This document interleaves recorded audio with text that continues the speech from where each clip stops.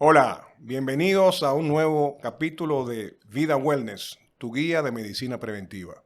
Hoy contamos con la presencia de un joven cardiólogo, si se puede decir joven Franklin todavía, el doctor Franklin Colón. Franklin es cardiólogo, es de Santiago, es de la vecindad, porque donde yo crecí en Santiago, su papá y su mamá comían gallina cuando eran novios.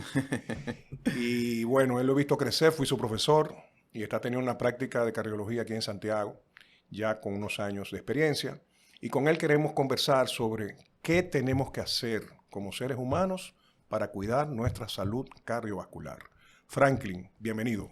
Hola, doctor Campo, ¿cómo están? Muchas gracias por la invitación y gracias por permitirme en este espacio pues llevar lo que es la salud cardiovascular a todo lo que es la sociedad dominicana. Muy bien, no a ti, gracias por aceptarla y estar con nosotros aquí compartiendo tus conocimientos de una manera llana para ese público que puede conectarse con nosotros y que queden, digamos, informados y edificados de lo que deben hacer. Franklin, ¿por qué tú eres médico? ¿Qué te motivó a estudiar medicina o a ser médico? ¿Tú sabes? Wow, sí, no, claro. Yo creo que viene desde muy pequeño. Hay varios factores que me llevaron a decidir estudiar medicina. Uno de los factores fue un factor familiar. Vengo de una familia de médicos. Mi padre es cirujano y mi madre fue tecnóloga médica. De las Entonces, o es primeras, de las de las primeras primeras Ucamaima, yo me acuerdo. tecnóloga médica. Tuve tíos médicos también. Entonces, ya venía pues viviendo eso en mi casa, lo que es la medicina. Siempre me gustó ayudar a las personas, siempre me gustó ayudar a las personas y creo que eso es algo muy importante que un médico debe de llevar. El otro punto que decidí por qué estudiar medicina y que influyó mucho en mí fue en el lugar donde yo estudié, en mi escuela, que yo soy egresado de La Salle, yo soy un joven lasallista. Lasallista nos lleva mucho a algo que es que ellos llaman la fe, la fraternidad y el servicio. Entonces yo creo que eso impactó mucho en mí cuando yo era joven, estudiante ahí en la escuela. De hecho, estuve muy relacionado con la fraternidad misionera lasallista, íbamos a ayudar a aquella persona y demás. Entonces esa vida social, esa ayuda social que uno hacía, pues también me motivó a decidir estudiar medicina. Cienfuegos. Cienfuegos daba catequesis allá en Cienfuegos los sábados y esas Por cosas. ahí pasamos todo. Yo también fui lasallista y me tocó trabajar en la cancha de Cienfuegos, la cancha de basquetbol y de voleibol, cargando carretillas y recogiendo piedras y lo demás con el hermano Alfredo. Me Sí. acuerdo, eso fue impactante, pero como tú dices, ese sentimiento lasallista ayuda mucho. Pero ¿por qué cardiología? Ya después que eres médico. Sí, cardiología, porque, bueno, es una especialidad que es bastante interesante, porque es una especialidad en el cual tiene mucha ciencia, tiene mucha investigación. Y yo creo que parte de uno, de ser un buen médico, es que tiene que tener la interrogante de por qué las cosas. Y yo creo que con el corazón hay muchas cosas en el corazón que nosotros nos preguntamos y que también se pueden investigar. Siempre me gusta mucho la cardiología desde pequeño, creo que es un órgano vital para la vida. Nosotros como médicos, lógicamente, no evitamos la muerte, sino prolongamos la vida. Todo el mundo va a fallecer en algún momento de la vida, pero sí nosotros tratamos de prolongar la vida a nuestros pacientes. Bueno, y hablando de prolongar la vida y hablando de cuidar la salud cardiovascular, te hago una primera pregunta. ¿Qué está pasando que los eventos cardiovasculares están tocando la juventud en mayor frecuencia que antes? ¿Qué está pasando? Sí, yo creo que eso es importante. O sea, es impresionante cómo los eventos coronarios, los infartos al corazón, han ido disminuyendo en personas más jóvenes. O sea, han aumentado en personas más jóvenes, disminuyendo en las edades que se Mayores. causaban previamente. ¿Qué es lo que sucede? Yo entiendo que hay factores. Ahora mismo lo que es el factor, el OVAPE, esos cigarrillos electrónicos que en una época atrás no existían, esos cigarrillos electrónicos, ajá, O sea, cuando tú haces un historial clínico de un paciente joven que llega a la emergencia, la frecuencia del uso de Vapex es aumentada. claro, ha ido aumentando bastante. Pero que tú podrías decir que el uso del Vapex es un factor de riesgo para sufrir un infarto al miocardio de un joven. De un joven, correctamente. Asimismo, por ejemplo, el uso de cannabis o lo que hemos conocido como La marihuana también ha marihuana. aumentado brutalmente en la juventud de hoy en día y eso también es un factor que está llevando a que los pacientes tengan infartos en más O jóvenes, sea, en tenemos el menor edad. Vapex como un primer factor de riesgo en juventud, segundo la marihuana ¿Y qué otro factor tenemos en el Y hay joven? otro factor que es el sedentarismo. Aunque no nos creamos, nosotros antes, cuando éramos más jóvenes, pues hacíamos deporte. Vivíamos jugando basquetbol, jugando béisbol. Ahora con la tecnología, los electrónicos y demás, desde la infancia somos más sedentarios. Entonces se hace menos deporte y eso conlleva mayor obesidad. Y al aumentar la mayor obesidad, mayor factor de riesgo cardiovascular. También la alimentación que de unos años atrás no es la alimentación de ahora. Creo que ahora utilizan muchos productos hormonales para los alimentos y demás, y eso de una manera u otra influye también como La comida chatarra. la comida chatarra. Claro Sobre que sí. todo el exceso de grasa y carbohidratos, y por eso el índice de obesidad en la población ha aumentado enormemente. O sea que si seguimos resumiendo, tenemos el VAPEX, tenemos la marihuana y tenemos el hábito alimenticio y la obesidad Y el sedentarismo. y el sedentarismo. Eso en los Correctamente. jóvenes serían los factores de riesgo. Evidentemente vendrían unos factores hereditarios, los genéticos que ya están No, claro, ya en los la juventud. factores hereditarios, que son factores que no son modificables, que son O sea que importantes conocer. si tú eres un joven que sabes que tus padres y tus abuelos han tenido trastornos cardiovasculares, digamos un abuelo con infarto, una mamá con infarto, que has usado Vapex o estás usando marihuana, estás usando comida chatarra y no haces ejercicio, tú tienes prácticamente todos los números de la rifa para que te dé un infarto. Para que te dé un infarto. Eso sería en el tema de la juventud. Correcto. Que el consejo sería entonces para ese grupo No, realmente que evitar el sedentarismo es lo principal. Entendemos que hacer ejercicio es fundamental para la salud cardiovascular por muchas cosas que ocurren durante el ejercicio. El ejercicio aumenta la circulación sanguínea, aumenta mejor la circulación, lleva mayor oxígeno a los órganos del cuerpo, evita lo que es la obesidad,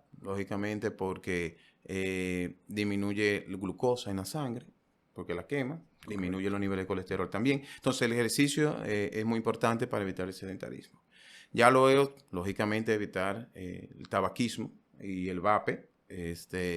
¿Por qué? Porque eso conlleva una inflamación a nivel de las arterias en toda parte del cuerpo. Lógicamente las que más se afectan son las de pequeños calibres, como son las coronarias, y de ahí que viene entonces ese daño dentro de las arterias, en el endotelio y acúmulo de la grasa. Entonces, sí, perdón. Sino comentándote esa parte. Y tercero, pues la alimentación. Como la alimentación. Si nosotros le dirigimos un mensaje a esa población joven que puede estar conectado aquí, ¿cuál sería la edad ideal para iniciar un chequeo cardiovascular? Antes se pensaba que eso era viejo. Cuando tenga 50 o 60 años, yo voy al cardiólogo para que me chequee. ¿A partir de qué edad se sugiere hoy en día la Asociación de Cardiología Americana, la Europea de Cardiología? ¿Cuál es la edad ideal? Sí, yo entiendo que ya un primer chequeo se debe realizar a los 30 años. 30 años. Sí. Bueno, yo creo que todos los jóvenes de 30 años en adelante que nos están viendo, están escuchando al doctor Franklin dirigirse a ellos con la recomendación de ir al cardiólogo a partir de los 30 años. A partir de los y 30 de ahí años. hacer una De secuencia. chequeo de rutina anual. Ok. De chequeo de rutina anual. Si no ¿Qué tienen incluye- antecedentes. ¿Qué incluye ese chequeo? Para la gente que diga, pues yo voy al cardiólogo, pero seguro me van a poner la mano aquí, me van a mandar para allá. ¿Qué sería ese chequeo? ¿Qué incluye? Sí, en un primer chequeo, siempre el cardiólogo pues debe realizar un electrocardiograma. Lógicamente, luego de indagar y hacer un interrogatorio clínico sobre enfermedades cardiovasculares familiares que tenga ese paciente, su historia cardiovascular, hacer un electrocardiograma. Creo que hacer un electrocardiograma, una adecuada exploración física, una adecuada ocultación cardíaca y las pruebas de laboratorio de sangre. ¿Qué va a incluir esa prueba de laboratorio de sangre? No son pruebas generales, en donde cual se evalúa la función renal, la función de su hígado, se evalúa los niveles de colesterol, de azúcar en la sangre o de glicemia, la orina. Es un examen prácticamente general. Eso tiene su ABC. Son su ABC y en una primera consulta también ultrasonido del corazón, más conocido como el ecocardiograma, en el cual se va a detectar si no hay ningún tipo de patología congénita, si no hay ningún tipo de valvulopatía o problema en sus válvulas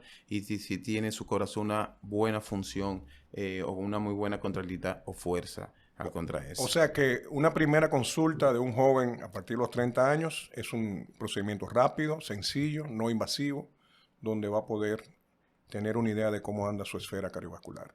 Ahora, si un paciente te dice, mira doctor, y esto es con un tema de cómo anda hoy en día el ritmo de vida.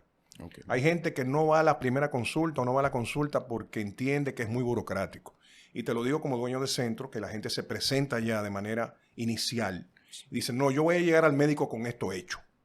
No hay inconveniente si un joven que te está viendo dice, mira, yo voy a ir primero a hacerme lo que me está diciendo el doctor, que puedo hacérmelo para llegar con eso al consultorio. Ustedes como médicos no tienen ningún inconveniente en que el paciente haga eso. No, no, claro, ojalá todos los pacientes hicieran eso. O sea que sería lo ideal. Lo que pasa es que deben de saber qué. Claro, O sea, si nosotros pudiéramos publicar como Vida Wellness una guía a partir de los 30 años para tu primera consulta con el cardiólogo, deberías hacer estos pasos. ¿Sería una buena idea para nuestros seguidores? Claro que sí. Eso sería estupendo. Vamos a anotar eso. A producción le mandamos ese mensaje para poder lograr una manera de comunicación a través de un WhatsApp o lo que sea, para nosotros canalizarle a través de nuestras vías esa primera parte.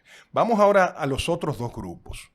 Digamos que la mujer, en todas las estadísticas, tiene más riesgo cardiovascular que el hombre. ¿Por qué es esto? Sí, así es. Bueno, dependiendo la edad de la mujer. Vamos a partir de ahí. ¿Qué sucede cuando la mujer premenopausia o posmenopausia? Los riesgos aumentan de manera significativamente luego de la menopausia en la mujer. O sea, vamos a definir premenopausia para nuestro público. O sea, digo premenopausia que es la mujer normal, que empieza a perder que tiene sus menstruaciones normales, que no tenga menopausia todavía. Eso es lo que yo llamo antes de la menopausia. Okay. Entonces, la mujer que está cursando con la menopausia hay una disminución de manera importante de los estrógenos. Estrógeno, que es la hormona femenina. La hormona femenina. Que entonces ayuda desde el punto de vista cardiovascular a hacer una serie de cosas. Por ejemplo, aumenta el HDL. Y protege así lo que es el corazón. Entonces, cuando se disminuyen los niveles de estrógeno, comienzan entonces a padecer, hay una relación importante de aumentar sus riesgos cardiovasculares. Pero, porque el estrógeno evita ¿qué? Para que nos entiendan. Si tú no tienes estrógeno, ¿te sube? ¿Qué te sube o qué? No, se ha relacionado disminución de estrógeno con aumento de la presión arterial. Ok, uno. Con engrosamiento de las arterias coroneras, sobre todo de pequeño calibre. Aumento de la inflamación. De la misma arteria. De las mismas arterias. Un aumento de la inflamación en general. Con la disminución de los estrógenos, y eso te va a llevar entonces a mayor riesgo de padecer enfermedad cardíaca. Claro. Tú estás agrediendo más a la esfera cardíaca. Entonces, estas mujeres que ya pasaron cierta edad, 50, 55 años, que ya pasaron menopausia, es recomendable que visiten a su ginecólogo o a su endocrinólogo para tener un buen nivel de sustitución de esta hormona, porque es importante. Exacto. Debe hacer una evaluación en conjunto con el ginecólogo, el cardiólogo y ginecólogo o el cardiólogo endocrinólogo. Okay. Lo ideal que sea el ginecólogo. En esa esfera. En esa esfera, que sea el ginecólogo que le dé su seguimiento. A ver, a nivel mundial o estadística, ¿cuántas personas mueren por infartos al miocardio? Sí, no, es alta.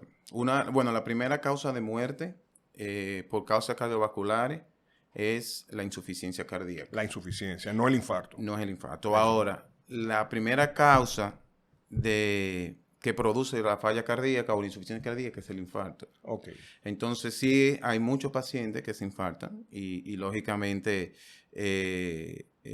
no es como ser hipertenso. Realmente la hipertensión es mucho más frecuente que el infarto, pero sí, hay un gran porcentaje de personas que se infartan. Entonces, es que eso varía mucho. O sea, no hay un número porque varía, por ejemplo, por población. Claro. Varía por países. No es lo mismo los americanos, su estilo de vida, que un japonés. Claro. O sea, pero en los Estados Unidos es una causa importantísima de muerte de mujeres el infarto al miocardio. Entonces, revisamos la juventud para el tema de la salud cardiovascular. Revisamos lo de la mujer con el cuidado que debe tener con el tema de la menopausia, premenopausia y el chequeo al cardiólogo. Y ahora vamos con el hombre o el ser humano en general. ¿Cómo evitamos sufrir un infarto al miocardio? Ahora que tú escuchas tanto, fulano lo encontraron muerto, a Perencejo le dio un infarto fulminante, el otro no llegó a la emergencia, se murió un amigo mío que estaba muy bien. ¿Cómo evitamos poder sufrir un infarto al miocardio? ¿Cuáles serían las medidas? Bueno, primero es un chequeo rutinario. Tienen que acudir a su médico, no tiene que ser al cardiólogo, Puede ser un médico de atención primaria, Familiar, puede ser un médico familiar, puede ser internista. un médico internista, pero que se haga su chequeo de rutina. Ok. Eso es lo principal. Debe ser su chequeo de rutina. Identificar los factores de riesgo que tiene. Mencionaba primero los factores no modificables, que lamentablemente no se pueden modificar, pero no da una luz roja que debemos de tener pendiente con esos tipos de pacientes, que son los pacientes que tienen familias, como tú mencionaste previamente, Claro. que ya han tenido Parte antecedentes. genética. La genética, que han tenido antecedentes cardiovasculares. Ahora, ¿qué identificar? Debemos de identificar los pacientes, si fuman, dejar el cigarrillo, evitar totalmente el tabaquismo, nuevamente mencionar, evitar el sedentarismo, o sea, aumentar la realización del ejercicio y la dieta, la dieta. Se menciona la dieta DASH, que es una dieta bastante interesante, una dieta lógicamente que de verduras, una dieta que tiene fruta, verdura, igual tiene Pescado. los pescados, entonces, Fibras. ajá, la fibra y esta dieta pues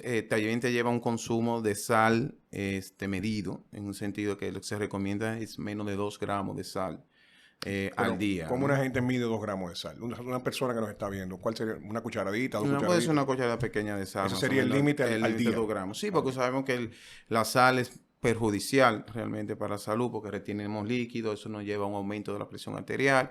Entonces siempre se recomienda bajar bajo en sal, comer bajo en sal y sobre todo también, pues lógicamente la comida, si se prefiere hacerla a vapor o a la plancha y no usar aceite, ¿no? También la grasa es otro factor importante.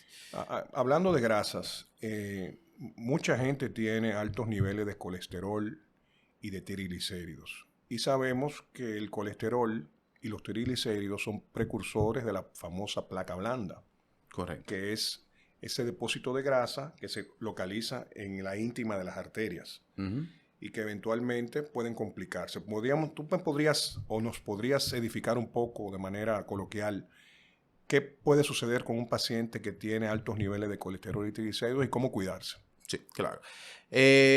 Sobre todo los altos niveles de colesterol, los altos niveles de colesterol en sangre. ¿Qué sucede con ese colesterol en sangre? Que no se está absorbiendo. Entonces, por eso está en la sangre.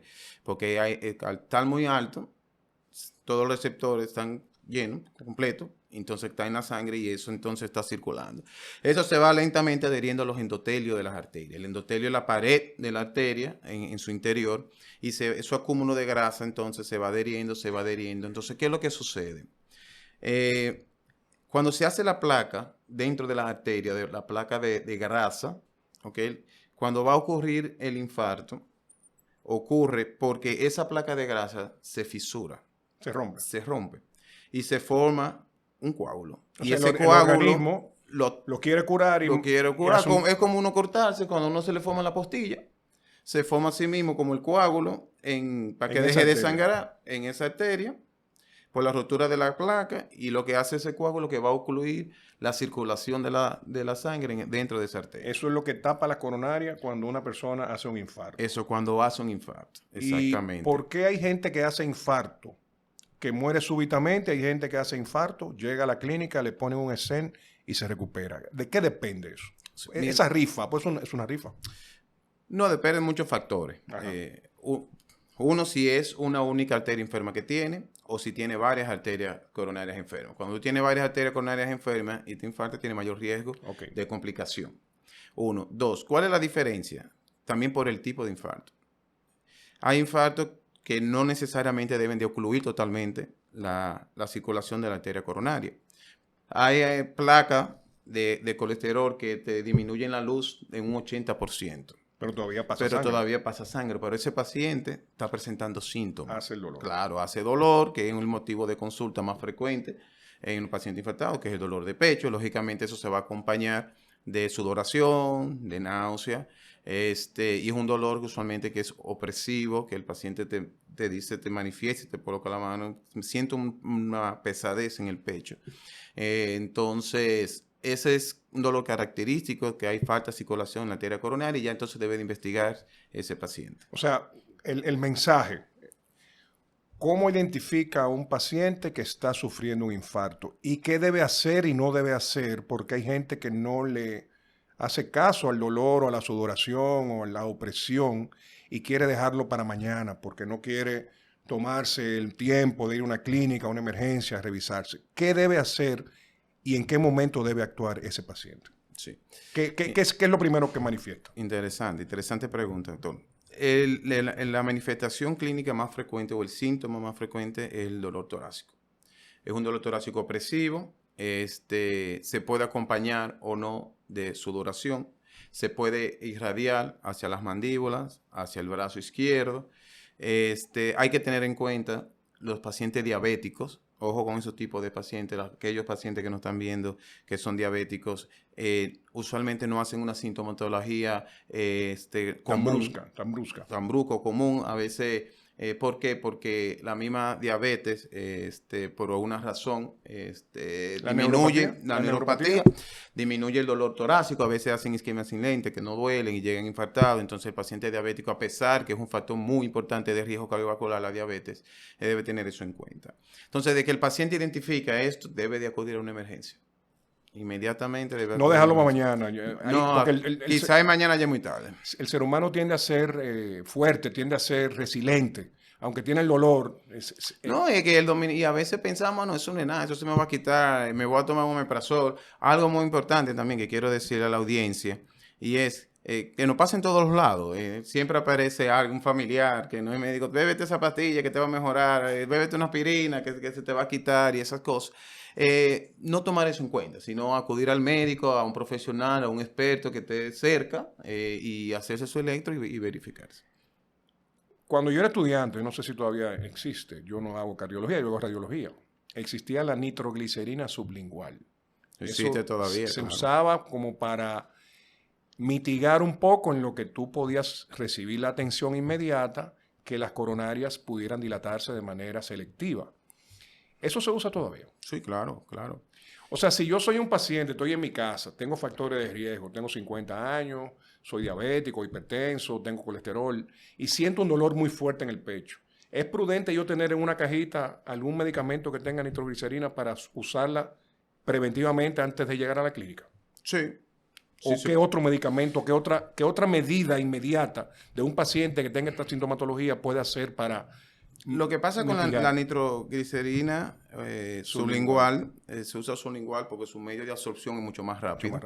Entonces, lo que te hace es que te vasodilata la arteria coronaria y aumenta el flujo de sangre. Es una ayuda. Y te va a ayudar. ¿Es la única medida que se puede identificar o hay otras cosas que se pueden hacer? Y hay una manera, bueno, y como tú dices ahora, y es una manera de identificar si el dolor torácico o no. Okay. Porque si mejora con la nitroglicerina, entonces es el corazón que te está afectando. Okay. Pero independientemente que tú lo utilizas, debe de ir a... Porque no solamente los dolores de pecho son infartos, pero también puede ser otro tipo de enfermedades que pueden ser fatales. Sí. Como son las disecciones de aorta, pues la embolia pulmonar, también se manifiesta como dolor torácico. Son las tres. Exacto. Entonces debemos de chequearse en la emergencia. Claro. Entonces, si para poder cuidar mejor nuestros pacientes infartados o que sean propensos a infartarse por todos los riesgos, es importantísimo enviar un mensaje a la pareja, a la mamá, al hijo o la hija de ese paciente potencialmente infartable, que es que aunque ese paciente se resista, hay que obligarlo a llevar a la emergencia de la clínica. Claro que sí. Muchas veces dejamos eso así y el paciente muere. Entonces creo que es un buen mensaje para la pareja o la persona que viva con un paciente que pudiera estar desarrollando un infarto con las sintomatologías que hemos hablado aquí, que obligue a su familiar a perder ese tiempo, esos minutos de llegar a la clínica, pero quizás está ganando muchos más meses, vida, años de vida. Y creo que sería interesante que las personas que nos están viendo puedan entender este mensaje. Franklin, hablemos un poco de presión arterial, porque es otro de los temas que en un conversatorio como este, del tiempo que le dedicamos a estos episodios, no debe faltar. La hipertensión, la presión alta, como sería el dato hacia la población llana. ¿Cómo podemos explicar lo que es la presión alta? Sí. La presión elevada, hay diferentes cifras, todo depende de la persona. Han habido consenso, ha ido variando en los últimos años cuando la presión es normal. Antes se hablaba por debajo de 140, ahora se dice que tiene que estar en 120 mililitros sobre 90 en los pacientes. Cuando una persona se toma la presión y está por encima ya de los 140, yo debe de visitar a un médico. O sea, un 14,9 hay que ir al médico. Yo creo que hay que ir al médico y por lo menos monitorizar esa presión, porque tú puedes tener 14,9 sentado viendo televisión y cuando está en el día a día, en el estrés del día, te aumenta 170, te aumenta 180. Entonces se debe de chequear la presión arterial. Los pacientes que sobre todo, y al médico cuando están sobre todo por arriba de 135, Eso 140. sería el mapa, entonces sería como... Se le colocaría el mapa. ¿Qué es el mapa? Es el monitoreo ambulatorio de la presión arterial. Es un aparato de presión que usted se lleva a la casa, dura 24 horas con el colocado, se le toma la presión cada 15 minutos y esos datos se registran. Y ya posteriormente, entonces se evidencia durante el día qué presión usted tuvo y qué tanto aumentó la presión durante su día. En nuestra etnia, o sea, lo que es el dominicano común, ¿tenemos alta incidencia genética de ser hipertensos? Sí, así es, muy alto. O sea que hay muchos hipertensos que andan en la calle y no saben que son hipertensos. Y que no saben que son O hipertensos. sea, te enfrentas mucho en la consulta de gente que viene por primera vez y no sabe que tienen la Y presión no alta. sabe que no tenía presión alta. No, o que van a un oftalmólogo o que van a consultar a otro tipo de médico, le toman la presión y no ve al cardiólogo y tiene la presión alta. O sea que el mensaje aquí es, quien nos esté viendo, tómese la presión, no importa la edad. No importa. No le importa la edad, tómese la presión, no se olvide de hacerlo. Y si la tiene alta, vaya al médico también a chequearse para evitar males mayores. Por último, Franklin, yo quisiera que hablemos un poquito de la angiotac coronaria, que es un método que está ganando espacio. Cuando empezó hace 10 años no era tan utilizada, pero creo que hoy en día ya es un método no invasivo, es una tomografía que se hace del corazón con medio de contraste y podemos ver las arterias coronarias si están tapadas o no, si hay placas. ¿Puedes hablar un poquito de eso y cuál es tu recomendación con este método diagnóstico? Sí, claro que sí. Miren, anteriormente hay diferentes tipos de métodos diagnósticos para detectar o sospechar o evidenciar enfermedad en la arteria coronaria. Pero en los últimos años, las últimas guías ya por arriba de las pruebas de esfuerzo, que antes era un estándar para esto, está la angiotac coronaria. ¿Y cuál es la diferencia entre, por ejemplo, la angiotac coronaria con otros estudios de inducción de isquemia, que así son como el ecodobuta o el ecocardiograma con ejercicio?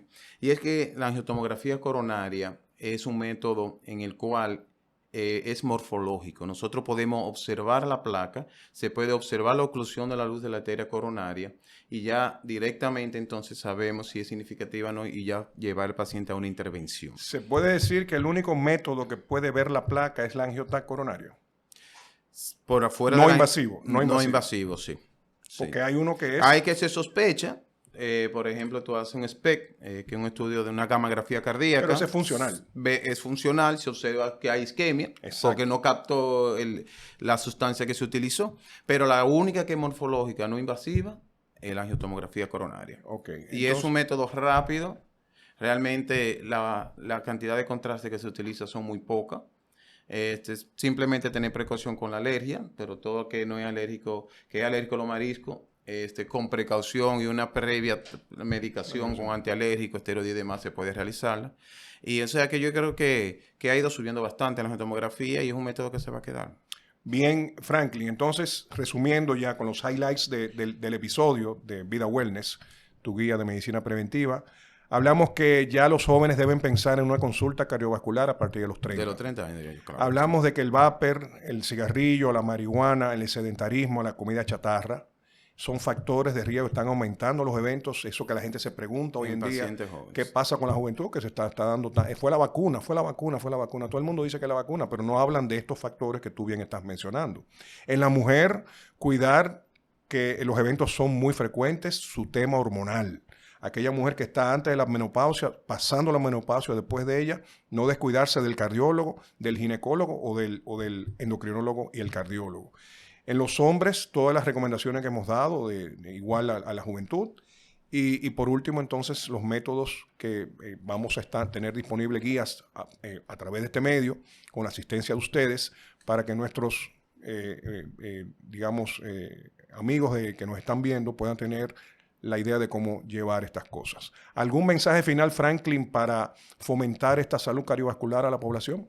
No, exhortarle a la población que cambien su estilo de vida, que evalúen su estilo de vida, que hagan ejercicio, que disminuyan el estrés. A veces hacer yoga es bueno, importante. Dormir bien.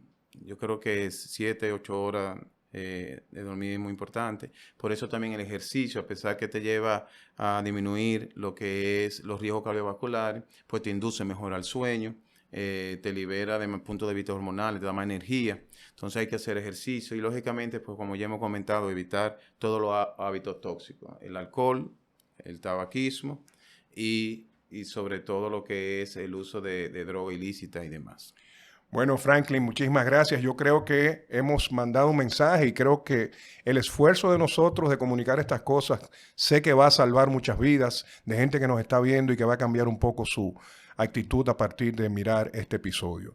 Nosotros en Vida Wellness, tu guía de medicina preventiva, agradecemos sobre todo tu tiempo de educación para nuestros internautas que están conectados a través de las plataformas y les exhortamos a seguirnos a través de las, direcciones que están apareciendo al pie de la pantalla en cuanto a las redes sociales y otras vías de difusión que va a tener este capítulo.